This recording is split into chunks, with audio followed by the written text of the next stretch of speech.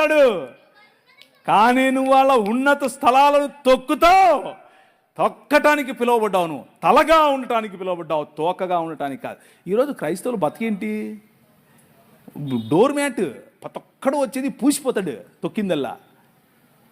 ఎందుకో తెలుసా? మతంలో ఆగిపోయావు కాబట్టి.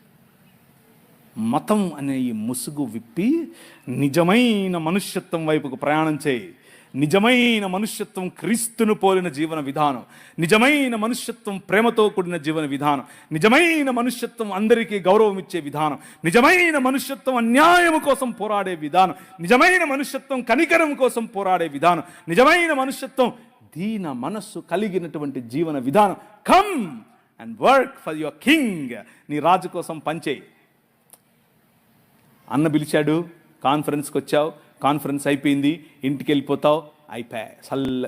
ఎప్పుడన్నా మీరు ఈ కాకినాడ రోడ్డు చూస్తే కనుక మధ్య మధ్యలో బాగలేదు, మధ్య మధ్యలో రోడ్డు ఇలా ఇంకా అంత దుమ్ము ఉంటుంది. అట్లా కారు వెళ్ళిపోయింది అనుకో, దుమ్ము లేస్తుంది అని. ఒక్క 2 నిమిషాలకు అంత చల్లగా అయిపోతుంది, ఏముండదు. బస్సు వెళ్ళిపోయిన తర్వాత దుమ్ము లేస్తుంది. కాన్ఫరెన్స్ సమయంలో దుమ్ము లేస్తుంది లోపల. ఒళ్ళు గగ్రుప్పాటు. అన్న ప్రవీణ్ ఏం చెప్పాడో తెలియదు కానీ బలి చెప్పాడు. ఆయన అరిచిరిచి చెప్పాడు, ఏం చెప్పాడో కానీ మొత్తానికి బలి చెప్పాడు. లోపల ఉద్రిక్తత. 5 నిమిషాలు చల్లగా అయిపోయింది. ఇంటికి వెళ్ళిపోయాం, తడిబట్టేసుకుని చల్లగా పండుకున్నాం, అయిపోయాయి. కాన్ఫరెన్స్ అయిపోయాయి, జేమ్స్ అన్న అయిపోయాయి, ప్రవీణ్ అన్న అయిపోయాయి, అందరూ అయిపోయాయి. అదే గనుక నీ ఉద్దేశం అయితే వేకప్, లే, నిలబడు. నీ రాజు వచ్చాడు. ఆయన మహిమ కాంతి నీ పైన ప్రకాశిస్తుంది. ఆయన ముఖ పురుషుల కంటే నీచులు. ఒకడేమో నీచయోని నుంచి పుట్టాడంటాడు, ఒకడేమో పురుషుల కంటే తక్కువ అంటాడు. వీళ్ళందరూ ఒకరోజు ఎడారి ప్రాంతాలు, పొద్దున్నే స్నానం చేసుకోరు, అందుకని నీళ్ళు ఉండవు, సలిగి ఉంటుంది, స్నానం చేసుకోలేరు. పాపం సెంటు పూసుకొని వచ్చారు. అందరూ మసీదుకి వచ్చారు. అందరూ కలిసి మసీదుకి వచ్చి సెంటు పూసుకొని వస్తుంటే మొహమ్మద్ గారికి 3 అంటే ఇష్టం. రెండు చెప్తాను, 3 వద్దులేండి, బాగోదు, అది కొంచెం జుగుప్సగా ఉంటుంది. 2 చెప్తాను. ఆయనకు సెంట్ అంటే ఇష్టం, ఆయనకు గోట్ అంటే ఇష్టం. అంటే మేక గొర్రె కాదు, మేక మాంసం అన్న సెంట్ అన్న ఇష్టం ఆయనకు, సుగంధాలు. సెంటు పూసుకుని వచ్చారు పొద్దున్నే మసీదుకు. ఒకడు వచ్చి చెప్పాడు, మొహమ్మద్ గారు వీళ్ళు మసీదుకి వచ్చి ఇలా అని చెప్పి ఇలా వంగుతూ ఉంటే మాకు ఆగట్లేదండి, మేము అల్లాని చూడాలా వీళ్ళని చూడాలా అన్నాడు. ఈయన అన్నాడు, మీరు మసీదులోకి రావాకండి అన్నాడు. మీరు మసీదులోకి రావద్దు, ఇంట్లోనే చేసుకోండి అన్నాడు. నీ రాజు రా నా మందిరంలోకి అని పిలుస్తాడు. రా, కమ్. ఎందుకు? తాళం వేయాల్సింది స్త్రీలకు కాదురా బేవకూఫ్, నీ మనసుకు. నీకు అర్థమవుతుందా?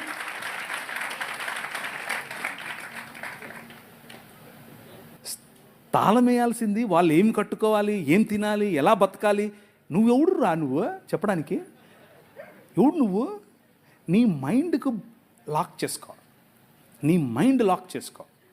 వాళ్ళకు కాదు, మీ పిల్లలకు, ముఖ్యంగా మీరేమ్మా మీ కొడుకులకు నేర్పండి. ఒరే, నువ్వు కొడుకుగా పుట్టినంత మాత్రాన ఓ పెద్ద రెచ్చిపోకు, నోరు మూసుకొని స్త్రీలను ఇలా గౌరవించాలో తెలుసుకో. ఎందుకంటే మా నాయన చెప్పాడు అని చెప్పు, నా రాజు చెప్పాడని చెప్పు. My king said women are equal. You are in the image of God, you are in the likeness of God. దేవుని స్వరూపము, దేవుని పోలిక చొప్పునున్న నిన్ను ఆయన గౌరవప్రదంగా చూస్తున్నాడు. మతంగాళ్ళు వచ్చి నీ దగ్గరికి నువ్వు వాక్యం చెప్పొద్దు, నువ్వు ముసిగేసుకోవాలి, నువ్వు సేది చేసుకోవాలి, అది చేసుకోవాలి, ఇది చేసుకోవాలి అని చెప్తే సర్లే మా నాయన చెప్పాడని చెప్పు. అర్థమవుతుందా? మా నాయన చెప్పేశాడని చెప్పండి. ఇంకో విషయం, పురుషులు, దేవుని వాక్యం, ఈ రాజ్యం ఏం చెప్తుందో తెలుసా? ఎలా తెలిసింది బ్రదర్ మీకు? ఎలా? పరిశుద్ధాత్ముడు మాట్లాడా? మామూలుడు కాదినా? కూతుర్లు ఉన్న వాళ్ళందరూ చేయతాడా? మిమ్మల్ని అడగలేదమ్మా, ఇక్కడ అడిగాను. మీరు ధన్యులు, మీరు ధన్యులు. ఎందుకో తెలుసా? మీ పాపను చూసి 6 ఏళ్ళైనా 10 ఏళ్ళైనా 15 ఏళ్ళైనా 25 ఏళ్ళైనా 35 ఏళ్ళైనా నో ప్రాబ్లం. బుగ్గల మీద చేయి పెట్టి ఎంత అందంగా ఉన్నావమ్మా నువ్వు అని చెప్పు. అది నీ బాధ్యత. నువ్వు చెప్పడం మొదలు పెడితే పక్కనోడు చెప్తే మా నాయన ఎప్పుడో చెప్పాడులే అంటది. అర్థమైందా? నువ్వు చెప్పకుండా నీ సంస్కృతి నీకేం నేర్పిస్తుంది? అమ్మమ్మ తాపతి పుట్ట వద్దు. నీ కూతురు దగ్గరికి తీసుకో, కౌగిలించుకొని చెప్పు, ఐ లవ్ యూ బెటా. అబ్బా ఎంత అందంగా ఉన్నావే నువ్వు, మొత్తం అలాగే ఉన్నావు, అచ్చం మీ అమ్మలాగా ఉన్నావు, అచ్చం మా అమ్మలాగా ఉన్నావు. వాళ్ళకి ఎంత ఎంత అందం తెలుసా? అది ఎంత సంతోషపడతారో తెలుసా? నువ్వు చెప్పక పక్కనోడు చెబితే